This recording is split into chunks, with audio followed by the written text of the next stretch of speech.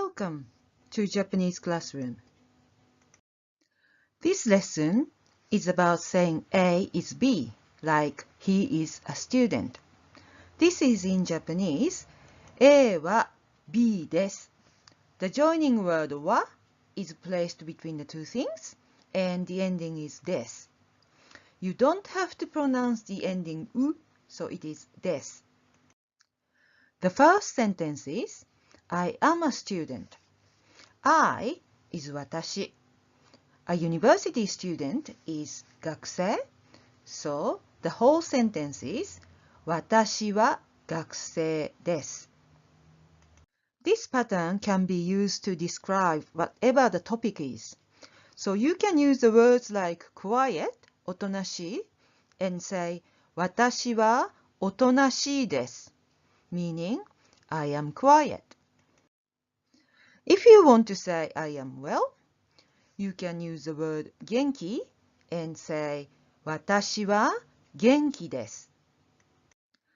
This pattern does not have to start with I. You can talk about Tom. However, one thing you need to remember when you talk about somebody else outside your family is that in Japan, people don't like to be called by their name only. Whether you call somebody by the first name or family name, using name only is called 呼び捨て, and it is considered an insult. The easiest way to overcome this is to use san as a suffix. So in this case, Tom should be called Tom-san. By the way, you only add san to people outside your family. You don't use san to members of your own family. Anyway, Tom is a student. In Japanese is トムさんは学生です.